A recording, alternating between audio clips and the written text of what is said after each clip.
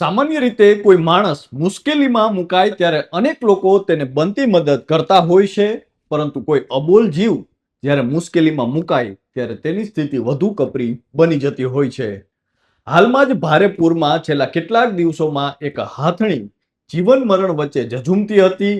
લોકો પણ તેની હાલત જોઈને ખૂબ દુઃખ અનુભવતા હતા, પરંતુ જાણીતા ઉદ્યોગપતિ એવા મુકેશ અંબાણીના પુત્ર અનંત અંબાણીએ આ હાથણી માટે જે કર્યું તે જાણીને તમારી આંખો પણ ભીની થઈ જશે. નમસ્કાર, આપની સાથે હું છું કૃપાલસિંહ જાડેજા અને અનંત અંબાણીએ આ અબોલ હાથણી માટે જે કર્યું તેના વિશે વિગતે વાત કરીએ ગુજરાતી પર. આમ તો થોડા દિવસ પહેલા પશ્ચિમ બંગાળના મુર્શિદાબાદ જિલ્લાના બેલડાંગા નામના ગામનો રહેવાસી એવો એક 16 વર્ષીય કિશોર ઇકબાલ શેખ છેલ્લા 5 વર્ષથી એક એવી અસાધારણ બીમારીથી પીડાઈ રહ્યો હતો, જેના કારણે તેનું સામાન્ય જીવન સંપૂર્ણપણે છીનવાઈ ગયું હતું. જેમાં ઇકબાલ જેવો તળાવના પાણીની બહાર આવીને જમીન પર પગ મૂકતો ત્યારે સામાન્ય હવામાં આવે કે તરત જ તેના આખા શરીરમાં અસહ્ય અને તીવ્ર બળતરા શરૂ થઈ જતી હતી. અને આ બળતરા એટલી ભયાનક હતી કે કિશોર તેને સહન પણ ન કરી શકતો. ઠંડુ પાણી જ તેની આ પીડાને શાંત કરી શકતું અને તેથી જ દિવસ રાત 24 કલાક છેલ્લા 5 વર્ષથી તળાવના પાણીમાં જ ડૂબેલો તે રહેતો હતો. અને તેની આ હાલત જોઈ અનંત અંબાણીએ તેની મદદ કરી હતી અને એરલિફ્ટ કરીને તેને મુંબઈમાં લાવ્યો અને ત્યારબાદ તેને દેશની સર્વશ્રેષ્ઠ ગણાતી એચ.એન. રિલાયન્સ ફાઉન્ડેશન હોસ્પિટલમાં દાખલ કરવામાં આવ્યો હતો, જેની ખૂબ ચર્ચાઓ થઈ હતી. પરંતુ ફરીથી અનંત અંબાણીની ચર્ચાઓ થઈ રહી છે. અનંત અંબાણી અને રિલાયન્સ ફાઉન્ડેશને ઇકબાલની સારવારનો તમામ ખર્ચ ત્યારે ઉઠાવી લીધો હતો અને હાલમાં ફરી અંબાણીએ મદદ માટે એક એવું પગલું ભર્યું છે જેની ચોમેર પ્રશંસાઓ થઈ રહી છે. તો વાત જરા એમ છે કે હાલમાં જ આસામ અને નાગાલેન્ડમાં આવેલા ભયાનક પૂરના પાણીમાં એક 53 વર્ષની હાથણી પણ પાણીમાં ફસાઈ ગઈ હતી. જયમોતી નામની આ હાથણી પૂરના ધસમસતા પાણીમાં તણાઈ જવાના કારણે ગંભીર રીતે ઈજાગ્રસ્ત થઈ હતી. તેના શરીર પર અનેક ઈજાઓ થઈ હતી. એક આંખની દ્રષ્ટિ પણ ગંભીર રીતે અસરગ્રસ્ત થઈ હતી અને પગમાં રહેલી જૂની ઈજાના કારણે તેને ચાલવામાં પણ ભારે મુશ્કેલી પડી રહી હતી.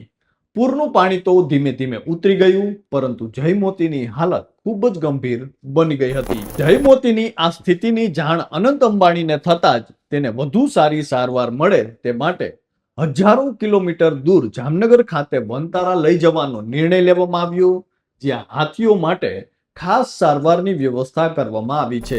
આ નિર્ણય બાદ તરત જ જયમોતીને એરલિફ્ટ કરીને જામનગર લાવવામાં આવી અને વનતારા ખાતે પહોંચાડવામાં આવી. અહીં હાથીઓ માટે ખાસ બનાવવામાં આવેલ એલિફન્ટ કેર સેન્ટરમાં તેને નિષ્ણાતોની દેખરેખ હેઠળ રાખવામાં આવી છે. તેની ઈજાઓ અને સ્વાસ્થ્યની સ્થિતિનું મૂલ્યાંકન કરીને જરૂરી સારવાર પણ શરૂ કરી દેવામાં આવી છે. વનતારામાં હાથીઓ માટે માત્ર રહેવાની વ્યવસ્થા જ નહીં, પરંતુ સારવાર, સર્જરી, પુનર્વસન અને લાંબા ગાળાની સંભાળ માટે પણ વિશેષ સુવિધાઓ ઉપલબ્ધ છે. મહત્વનું છે કે વનતારાની સ્થાપના અનંત અંબાણી દ્વારા કરવામાં આવી હતી.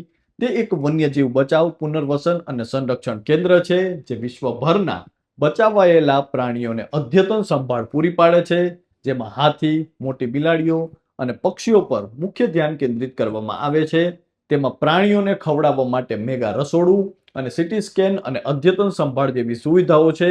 તે 3500 એકર વિસ્તારમાં ફેલાયેલું છે.